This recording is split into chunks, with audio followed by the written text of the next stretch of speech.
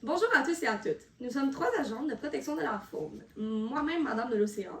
Madame de la Savane. Madame Bion. Puisque notre agence est l'autorité mondiale dans le domaine des animaux préférés de la société, nous avons besoin d'une fonction qui soit capable de représenter les statistiques de notre banque de données de façon visuelle et facile à comprendre pour tous les gens de la société. Donc des enfants, des ados, des adultes, des personnes âgées, etc. Le package de ggplot de Hack Studio qu'on connaît déjà très bien nous permet de bien représenter des diagrammes, certes. Cependant, il nous est impossible d'imager nos diagrammes pour les rendre plus clairs. C'est grâce au package ggImage que c'est possible pour nous d'imager nos diagrammes.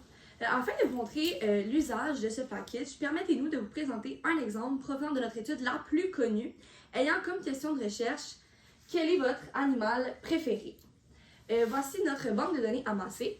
Juste un petit avertissement, l'échantillon et les données sont inventés et ne représentent pas les vrais résultats d'une étude. Comme vous pouvez le constater, nos banques de données ont été amassées dans un échantillon de 110 personnes qui ont répondu leur animal préféré entre les chats, les chiens, les singes, les dauphins et les tigres. Maintenant, on va passer à l'étape de la procédure R et je vais vous présenter Madame Bion qui est l'experte dans le domaine. Donc, bonjour. Pour commencer, on va ouvrir R. Et voilà. Ensuite, on va installer les packages ggplot et ggimage et voilà. Après, on va activer ces fonctions avec library pour pouvoir utiliser les fonctions de ces packages-là. Et la library scale apparaît parce qu'on utilise l'une de ces fonctions plus tard dans le graphique. Ensuite, il faut importer notre base de données en CSV comme on a l'habitude de faire. Je vous invite à remarquer la colonne Color qui va être vraiment expliquée en ce moment, là. Voilà. Donc, nous avons créé une colonne couleur pour faciliter le code dans les prochaines diapos. Dans R, il y a des couleurs qui sont associées à des codes spécifiques et on est vraiment capable d'aller chercher ces codes sur Internet pour utiliser les couleurs souhaitées. Donc, les codes sont vraiment juste ici. On va les utiliser plus tard comme ici dans notre banque de données pour avoir les couleurs qu'on veut. Donc, jusqu'ici, c'est vraiment une petite bière. C'est autour de Madame la Savane. Donc là, bonjour tout le monde. C'est vraiment ici que ça se course, comme ma collègue vous a dit. Mais c'est pas grave, on va y aller étape par étape, puis tout va bien se passer. Ce qu'il faut savoir avec ggImage, c'est que les images qu'on souhaite incorporer dans nos diagrammes, il faut aller les chercher d'avance, puis préalablement les enregistrer dans un dossier pour nous faciliter la tâche. Pour ce qui est de l'étude qu'on vous a présentée, on est allé chercher 5 différentes images qui ont représenté les différents animaux de notre étude. Un chat poil de carotte, un chien neige, un dauphin, un petit singe vraiment trop cute, puis un petit tigre. Ces 5 images-là, on les a nommées par l'animal qui représentait, donc chat, chien, dauphin, vous comprenez. Et on a tout enregistré ces images-là dans un dossier que nous on a appelé images. Ce qui est important de retenir de ça, c'est qu'après ça, sur R, on est allé créer une nouvelle colonne. Donc la dernière colonne qu'on a vue préalablement, c'était la colonne couleur. Mais là, on est allé rajouter dans notre tableau animaux la colonne images, dans laquelle on a collé, 0 signifie juste qu'il n'y a pas d'espace, le nom de l'image qu'on va aller chercher plus tard dans le dossier finalement. Donc image qui est le nom de notre dossier avec un slash qui va aider la commande tantôt, le nom de l'animal et suivi de JPEG parce que les photos sont enregistrées en format JPEG. Comme on peut voir juste ici. Donc là, qu'est-ce que ça fait? Ça fait qu'il y a cette nouvelle colonne-là avec le nom directement la commande dans le fond pour aller chercher l'image. Et là, c'est le temps du ggplot, le temps est enfin venu. Donc le ggplot, comme vous connaissez déjà, le nom du tableau, les axes qu'ici on a mis en ordre d'animal qui avait le plus de votes, juste pour que ça soit plus esthétique, comme vous allez pouvoir le constater tantôt.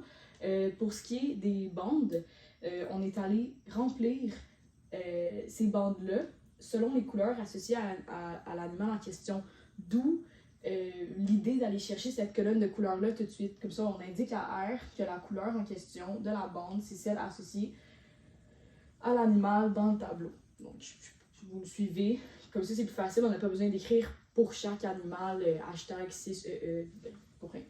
Pour ce qui est du thème, une fonction qu'on a déjà vue en classe, on a juste rajouté panel pardon, Grade Major, même chose pour Minor, ça c'est d'enlever le quadrillé en arrière du graphique pour que ça soit plus beau, d'enlever la légende, d'ajouter le texte, le titre pardon, pour qu'il soit bien centré.